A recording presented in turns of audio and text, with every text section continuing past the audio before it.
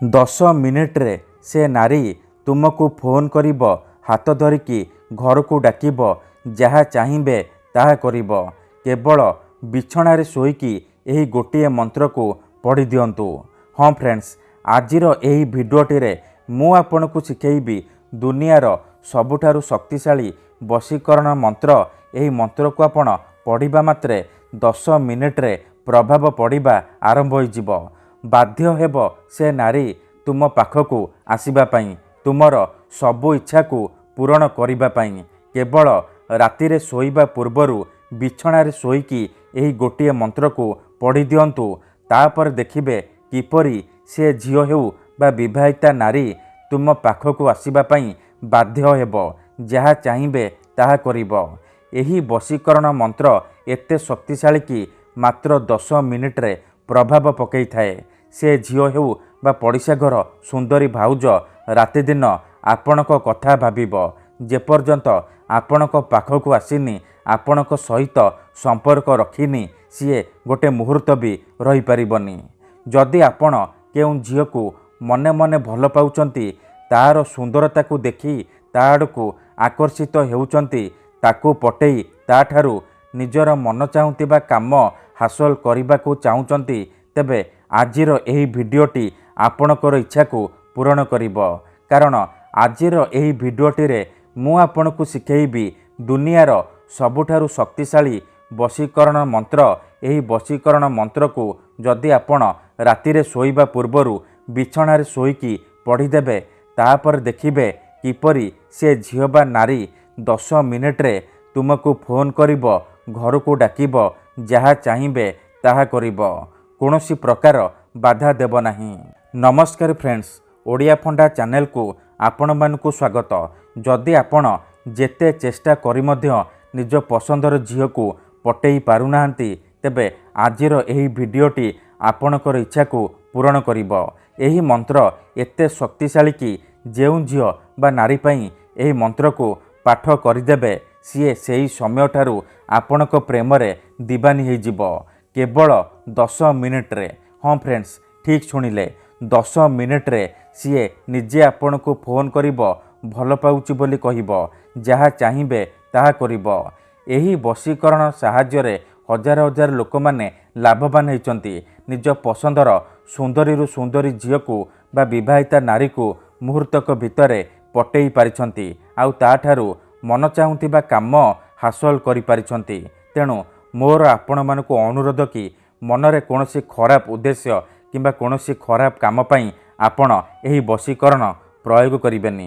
ଏଥିପାଇଁ ଆପଣଙ୍କୁ ବେଶୀ କିଛି କରିବାକୁ ପଡ଼ିବନି। କେବଳ ମୁଁ ଆପଣଙ୍କୁ ଗୋଟିଏ ବଶୀକରଣ ମନ୍ତ୍ର ଶିଖେଇବି। ଏହି ମନ୍ତ୍ରକୁ ଆପଣ ରାତିରେ ଶୋଇବା ପୂର୍ବରୁ ପଢ଼ିଦେବେ, ବିଛଣାରେ ଶୋଇକି ପଢ଼ିଦେବେ। ତାପରେ ଦେଖିବେ ଯେଉଁ ଝିଅ ବା ନାରୀ ପାଇଁ ଏହି ମନ୍ତ୍ରକୁ ପଢ଼ିବେ, ସିଏ କିପରି ତୁମ ପାଖକୁ ଆସିବା ପାଇଁ ବାଧ୍ୟ ହେବ, ଯାହା ଚାହିଁବେ ତାହା କରିବ।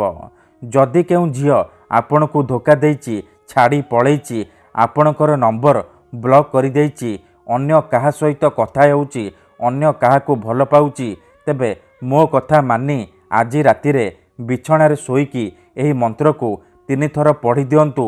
ତାପରେ ଦେଖିବେ କିପରି ସେ ଝିଅ ଯେତେ ଦୂରରେ ଥିଲେ ମଧ୍ୟ ଆପଣଙ୍କ ପାଖକୁ ଆସିବା ପାଇଁ ବାଧ୍ୟ ହେବ, ଆପଣଙ୍କୁ ଭଲ ପାଉଛି ବୋଲି କହିବ। ଏହି ବଶୀକରଣ ସାହାଯ୍ୟରେ ଆପଣ ଶାଶୁ, ନଣନ୍ଦ, ଦିଅର, ଭାଉଜ କାହାକୁ ବି ନିଜ ବଶରେ କରିପାରିବେ, ଆଉ ତାଠାରୁ ନିଜର ମନ ମୁତାବକ କାମ ହାସଲ କରିପାରିବେ। ତେବେ ଏହି ବଶୀକରଣ ବିଧି ଆପଣ କିପରି କରିବେ, କେମିତି କରିବେ, ମୁଁ ଆପଣଙ୍କୁ ଶିଖେଇବି। ସମ୍ପୂର୍ଣ୍ଣ ପ୍ରୟୋଗ ବିଧି ଠିକ୍ ଭାବରେ ଶିଖେଇବି। ଜାଣିବା ପାଇଁ ଭିଡ଼ିଓଟିକୁ ମୂଳରୁ ଶେଷ ପର୍ଯ୍ୟନ୍ତ ପୁରା ଧ୍ୟାନ ସହିତ ଦେଖିବେ। ଅଧାରୁ ଛାଡ଼ିକି ପଳେଇଲେ ଆପଣ କିଛି ବି ବୁଝିପାରିବେନି। ପରେ କମେଣ୍ଟ କରିବେ, ଗୁରୁଜୀ ଆପଣଙ୍କର ବଶୀକରଣ କାମ କରୁନି। ଦେଖନ୍ତୁ, ଯେଉଁପରି ଆପଣ ଭଗବାନଙ୍କୁ ମାନୁଛନ୍ତି, ଭଗବାନଙ୍କ ଉପରେ ବିଶ୍ୱାସ ରଖିଛନ୍ତି, ନିଜର ସବୁ ଦୁଃଖ, କଷ୍ଟ, ଅସୁବିଧା ଭଗବାନଙ୍କୁ ଜଣାଉଛନ୍ତି, ଯଦି ସେ ଅସୁବିଧାର ସମାଧାନ ନ ହେଲା, ତାହାର ମାନେ ନୁହେଁ କି ଭଗବାନ ନାହାନ୍ତି। ସେହିପରି ତନ୍ତ୍ର ମନ୍ତ୍ର ହୁଏ, ବଶୀକରଣ କାମ କରେ, କିନ୍ତୁ ଏହାକୁ ଆପଣଙ୍କୁ ସିଦ୍ଧ କରିବାକୁ ପଡ଼ିବ। ପ୍ରୟୋଗ ବିଧିକୁ ଠିକ୍ ଭାବରେ କରିବାକୁ ପଡ଼ିବ। ତେବେ ଯାଇକି ମୁଁ ଆପଣଙ୍କୁ ଗ୍ୟାରେଣ୍ଟି ଦେଉଛି ଆପଣ ଯେଉଁ ଝିଅ ବା ନାରୀ ଉପରେ ଏହି ମନ୍ତ୍ରକୁ ପାଠ କରିଦେବେ ସିଏ ସେହି ସମୟଠାରୁ ଆପଣଙ୍କ ପ୍ରେମରେ ଦିବାନୀ ହୋଇଯିବ। ପାଗଳି ପରି ଆପଣଙ୍କୁ ଭଲ ପାଇବାକୁ ଲାଗିବ। ଆପଣଙ୍କୁ ନ ଦେଖି ଗୋଟେ ମୁହୂର୍ତ୍ତ ବି ରହିପାରିବନି।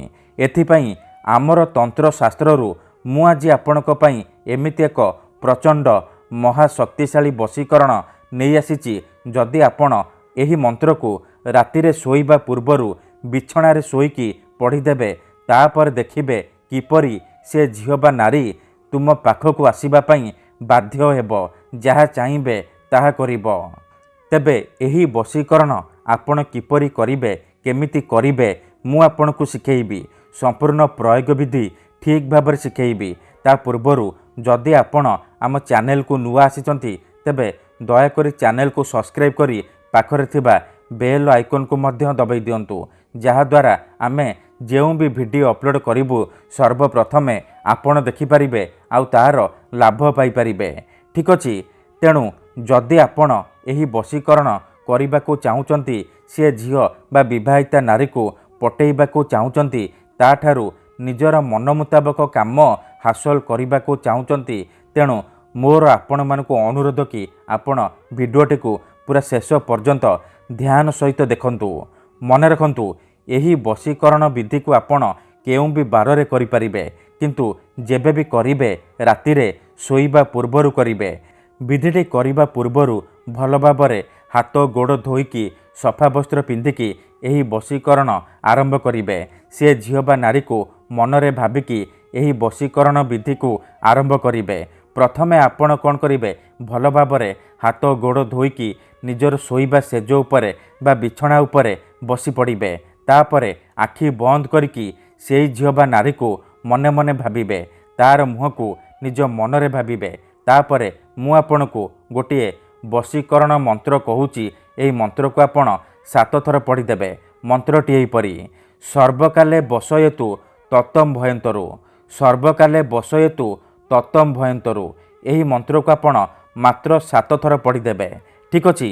7 ଥର ମନ୍ତ୍ର ପଢ଼ି ସାରିବା ପରେ ଆପଣ କ'ଣ କରିବେ, 3 ଥର ସେଇ ଝିଅ ବା ନାରୀର ନାମ କହିବେ। ତାପରେ ପବନରେ ଗୋଟିଏ ଥର ଫୁଙ୍କିଦେବେ। ତାପରେ ଆପଣ ଶୋଇପଡ଼ିବେ। ସକାଳୁ ଉଠିବା ମାତ୍ରେ ଆପଣ ବାସି ମୁହଁରେ, ବିନା ହାତ ଗୋଡ଼ ଧୋଇକି ଆପଣ ବାସି ମୁହଁରେ ସେଇ ବିଛଣା ଉପରେ ବସିକି ଏହି ମନ୍ତ୍ରକୁ ପୁଣି 7 ଥର ପଢ଼ିଦେବେ। ସର୍ବକାଲେ ବସୟତୁ ତତମ୍ ଭୟନ୍ତରୁ। ତାପରେ ଦେଖିବେ କିପରି ମାତ୍ର 10 ମିନିଟ୍ରେ ପ୍ରଭାବ ପଡ଼ିବା ଆରମ୍ଭ ହୋଇଯିବ। ସେ ଝିଅ ହେଉ ବା ସୁନ୍ଦରୀ ଭାଉଜ ଆପଣଙ୍କ ଆଡ଼କୁ ଆକର୍ଷିତ ହେବାକୁ ଲାଗିବ। ଯାହା ଚାହିଁବେ ତାହା କରିବ। କୌଣସି ପ୍ରକାର ବାଧା ଦେବ ନାହିଁ। ଧନ୍ୟବାଦ।